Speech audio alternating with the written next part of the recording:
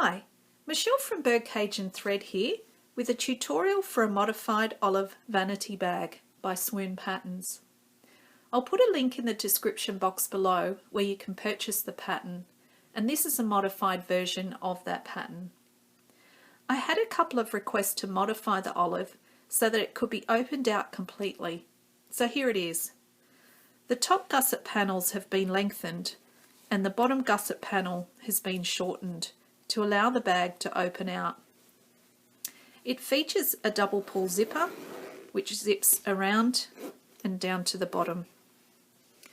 This front section here with the slip pocket forms a lid which opens out completely like that. I also added a mesh pocket to the lid of the bag, giving you even more organisation. I demonstrate the small size in the video, but there's also instructions for the large size as well. This would make a great project bag for your hand sewing. So let's take a look at what we need to modify the olive. So to get started, the only change to the requirements in the pattern is the zipper length. You'll need a zipper that has the teeth portion of it measuring at least 22 inches long for the small and at least 27 inches long for the large. I'd also suggest 2 zipper pulls that meet in the middle. You can use just one, but the zipper pull will sit on the bottom of the bag, perhaps causing issues with the bag sitting flat. If you don't have a zipper with 2 pulls, here's how to make one. I have a regular zipper here. This one is 30 inches long and it has a zipper stop on the end. So what I'm going to do is undo the zipper pull just a little, then cut off the stops at the end here. Make sure it's even. Then take your second zipper pull, line up the zipper teeth, and with the rounded end going on first, place the pull into the zipper teeth about halfway, or just so it goes in that little slot. See, it's got a bigger slot and a smaller slot. Then slide the other side in.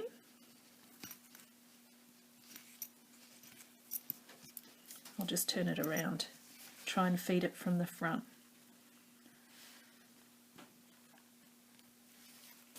So you can see that slid in there into the little slot. Once you have the zipper pull on the teeth, you can see that the ends are uneven. So just give it a little wiggle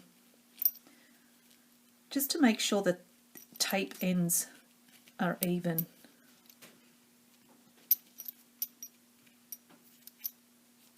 There, you can see that's even there. Now just flip the zipper pull over and then push on the back of the zipper pull here. And I just heard a click then, so that means the zipper pull is on. If you want to give it another click, that's great too. You can do that. Then just hold the zipper tape down on either side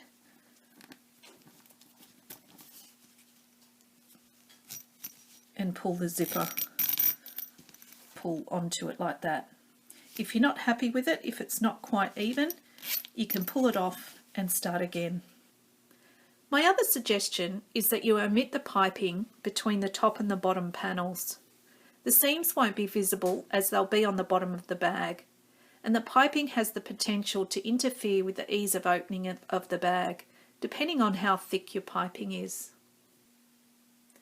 Before we start, we first have to make some pattern piece adjustments. The only pieces that change are the gusset pieces. That is top panel A, top panel B, and the bottom panel. We're just going to change the length of all the gusset pieces only, not the width. So first take the bottom panel piece and measure the pattern piece from the top to the bottom. So in other words, the depth of your gusset. Using this measurement, you'll cut all bottom panels as a square. This formula is the same for both the small and the large size. So now you should have an outer, and I'll rotate that so you can see that that's a square, and a lining, interfacing and foam, and they should all be the same size.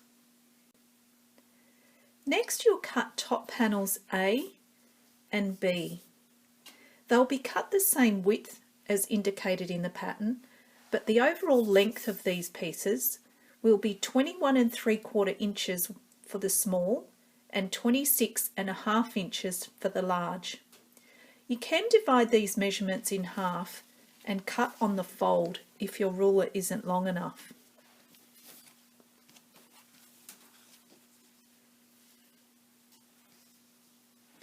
So you should have an outer, lining, interfacing and foam for top panel A and top panel B. Again, they're all the same width, we're just changing the length. The last thing to do before we dive into the sewing is that we need to cut the bottom panel interfacing to create a hinge.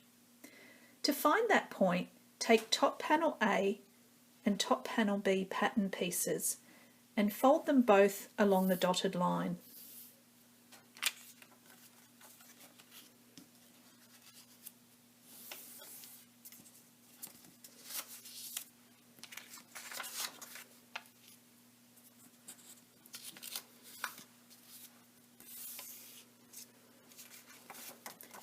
Next, place these two pieces so the folds are butting up against each other.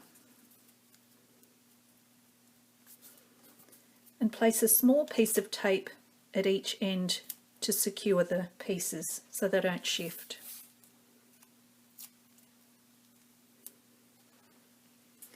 Then take the bottom panel interfacing and place it down on top of the two pattern pieces. Now, as it's a square, it won't matter which way you place it.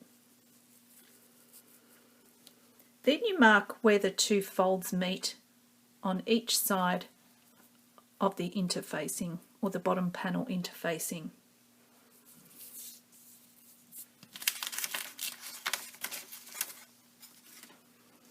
Now you just join those two marks together.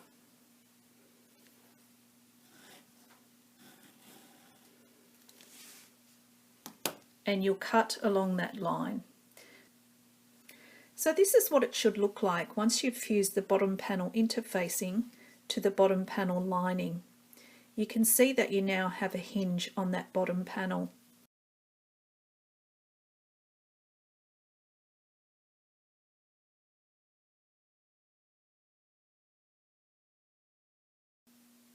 So now I'm going to show you the handle placement with the longer top panel gusset. Don't use the measurements in the pattern as it measures from the outer edge towards the centre. You'll be using the pattern piece instead, which is labelled top panel B. Then you're going to cut out the handle placement and then place the fold marking along the centre of the panel, which you'll find either by measuring the length or you can fold it in half. But find the centre point of that wider panel there. Then you're going to line up the fold marking with the centre points. Then you're going to line up the long edge along that raw edge and the dotted line with the zipper. If you've got acrylic templates from Tops and Bobbins, you'll be using that the same way. Line up the fold with the centre, long edge against the raw edge and the dotted line on the zipper.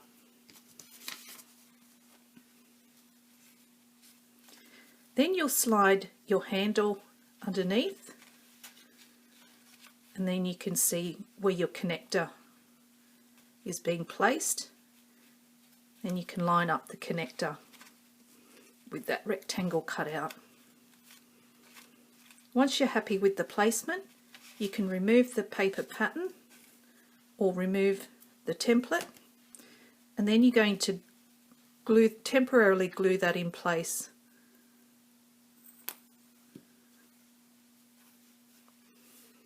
And let that dry, and then you can work out the other side. So to do the other side, if you've got a template, place the fold on the center, then just flip it over.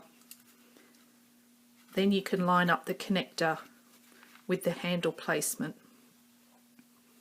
If you're using a paper pattern, you'll do the same thing. You have it lined up, the fold lined up with the center, then just simply flip the pattern piece over. And holding the pattern piece in place, just pull the handle until the connector is in that rectangular cutout section. Then again, take some fabric glue and temporarily glue that down, and then you can stitch around the handle connectors as per the pattern.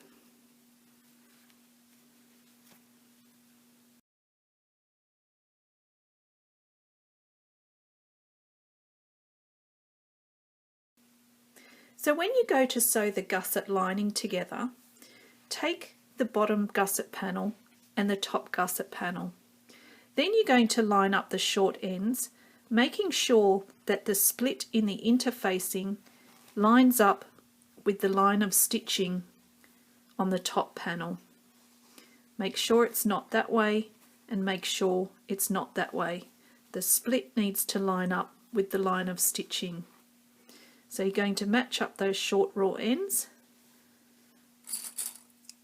and pin or wonder clip that in place. Then you're going to repeat the same for the other side.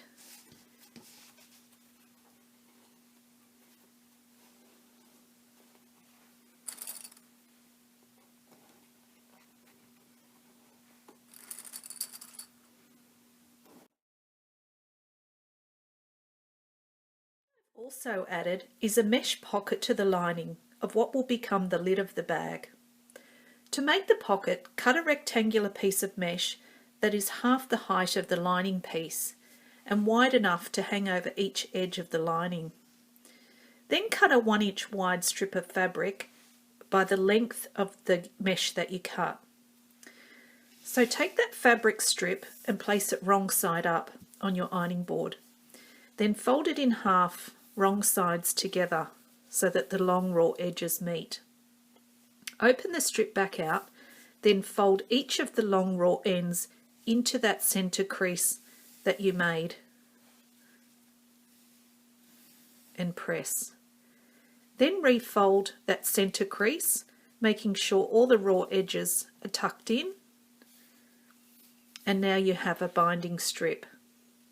Then take your mesh and place the binding strip over the mesh, or the long raw ends of the mesh, sandwiching it in between. And then either pin or use wonder clips to hold it in place.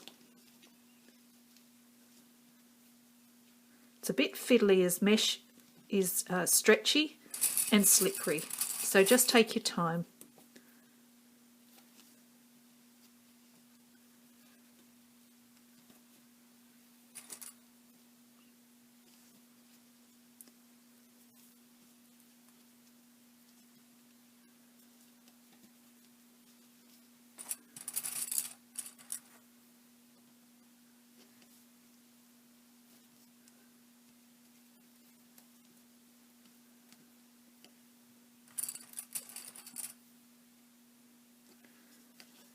Then top stitch along this bottom edge here, about 1/8 of an inch away from the folded edge.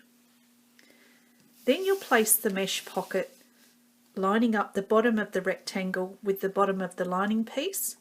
Then you're going to baste around the edge, following the edge of the lining piece all the way around, using a 1/4 inch seam allowance. Once you've basted your mesh pocket in place, you're going to trim the excess using the lining piece as a guide.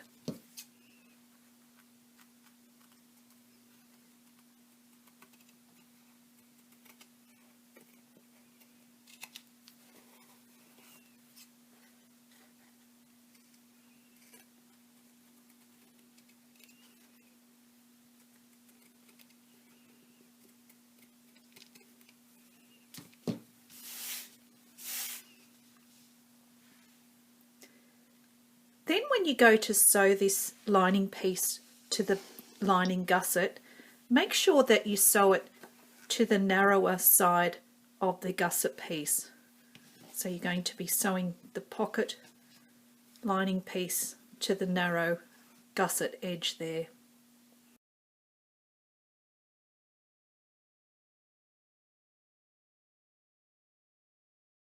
I hope you enjoyed this tutorial, and thanks for watching the Olive Vanity Bag modification.